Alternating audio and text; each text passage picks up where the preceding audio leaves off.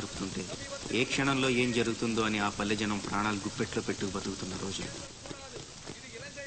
మొగలాయిలు హిందువులు పెట్టే కష్టాలు చూడలేక జిజియాబాయి తన కొడుకు శివాజీకి విలువిద్యలు నేర్పించి వీరుల కథలు చెప్పింది. తన కొడుకులో పౌరుషాన్ని రెచ్చగొట్టి వాళ్ల మీద తిరగబడేలా చేసింది. అప్పటి మొగలాయిల సేనాధిపతిగా అఫ్జల్ ఖాన్ అని ఉండేవాడు.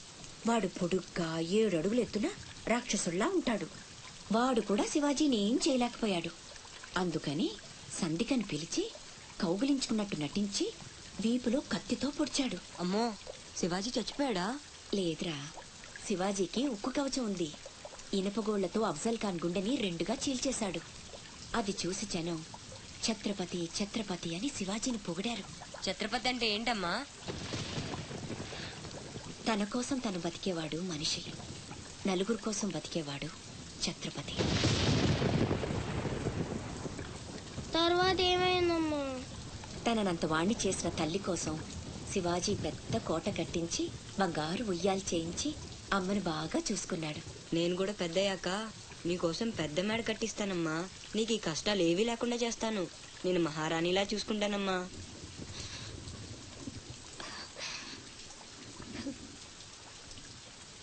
నువ్వు చాలా గొప్పవాడు అవుతావు నాన్న.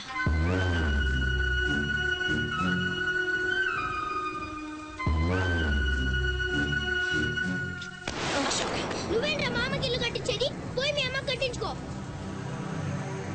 అశోక్, ఏమిట్రా మాటలు? అందరూ అంటున్నారు వాళ్ళమ్మ చచ్చిపోతే నాన్నకి నిన్నిచ్చి పెళ్లి చేశారంట. అంటే నేను ఒక్కడనే గాని కొడుకుని, వాడు వాళ్ళమ్మ కొడుకు. తప్పు నాన్న. రామలక్ష్మణులు కూడా ఒక తల్లి బిడ్డలు కాదురా. అన్నదమ్ములంటే వాళ్ళ గురించే చెప్పుకుంటారు.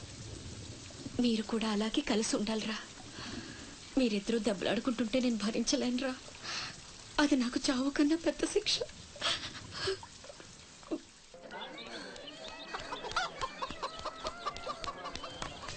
అమ్మా అమ్మా అమ్మా, ఈరోజు నీ పుట్టినరోజు కదమ్మా.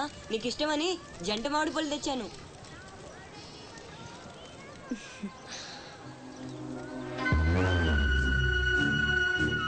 అమ్మ కోరికలన్నీ నీకే తెలుసురా. పండు చాలా బాగుందన్నా. ఎక్కడి నుంచి తెచ్చావు? సత్తన్న తోటలో దొంగతనం చేసి తెచ్చాడు. ఏరా, దొంగతనం చేసావా? లేదమ్మా. అబద్ధం చెప్తున్నాడమ్మా. ఇందాక బడేకి కొట్టి దొంగతనానికి వెళ్ళాడు. కావాలంటే ఒట్టేసి చెప్పమను. ఒట్టేసి చెప్పరా.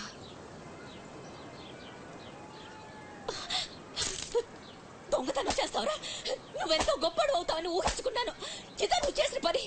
ఇంకెప్పుడైనా చేస్తావా? చెప్పు. పోరా, నీ మొహం చూడాలంటే అసహ్యంగా ఉంది. ఇంకెప్పుడు నాకు కనిపించకపో.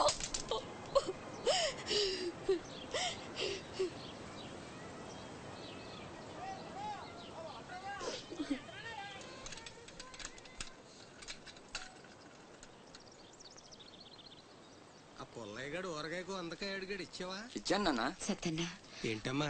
మా పెద్దబ్బాయి వీటిని మీ తోటలో దొంగతనం చేశాడు. క్షమించన్నా. బలేదానివమ్మా. ఇది నీకు ఇష్టం అని అడిగాడు. దాందే ఉంది తీసుకెళ్ళరా అంటే నాకు ఒట్టినే వద్దు అని తోటలో సందటాల దాకా పనిచేసి మరీ తీసుకొచ్చాడమ్మా. ఇంకో 4 పట్టుకెళ్ళరా అంటే నేను మా తమ్ముళ్లాగా ఈ జంట మామిడి పళ్ళు అంటే మా అమ్మకి ఎంతో ఇష్టమని కోసుకెళ్ళాడక్క.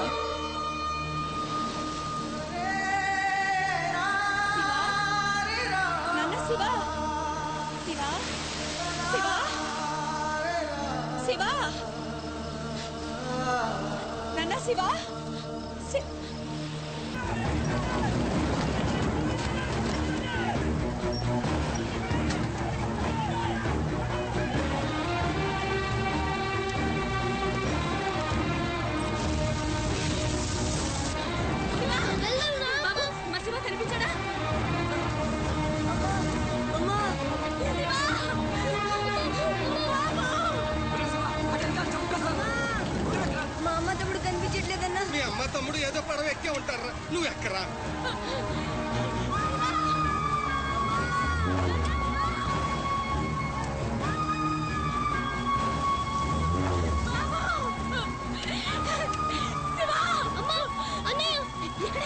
అక్కడమ్మా లోపల పోయాడు.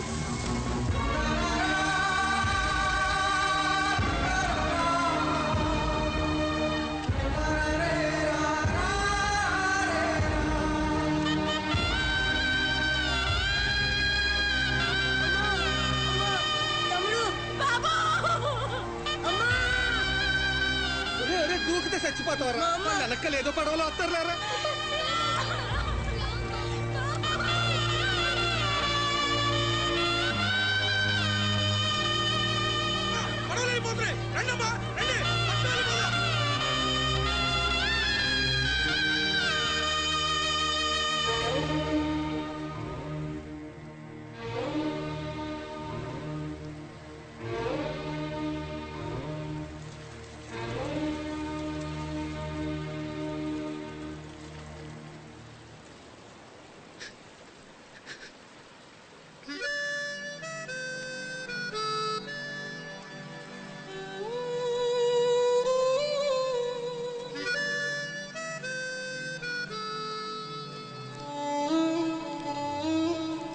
నా పేరు భద్రం.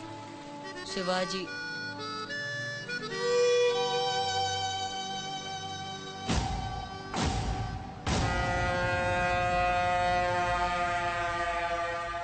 బాజీరావు గారు, వేళ్లతో కలిపి ఇప్పటి వరకు వెట్టి చాకిరీకి అదే మీరు చేరదీసిన కాంతిసీకుల సంఖ్య 3000కు పైమాటే. మరి మాకు కూడా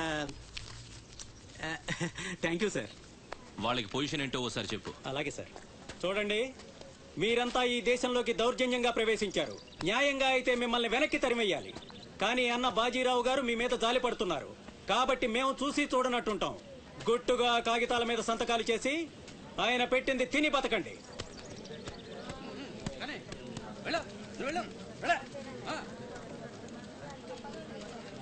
తెల్ల కాగితాల మీద సంతకాలు ఏంటండి? ఇదంతా మోసం. మాకు తెలిసా మాత్రం మేము చదువుకున్నాం. ఇక్కడ కాకపోతే బయట ఎక్కడో పని చేసుకు బతుకుతాం. మేము సంతకాలు పెట్టమండి.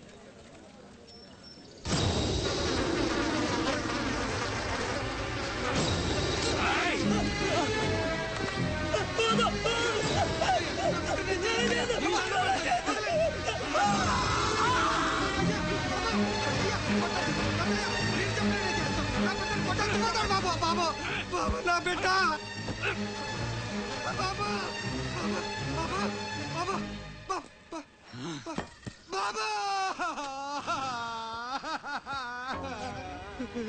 ఏయ్, చూశారుగా, ఎదురు తిరిగినోడు చావడు, వాడి వెనకున్నోడు చేస్తాడు.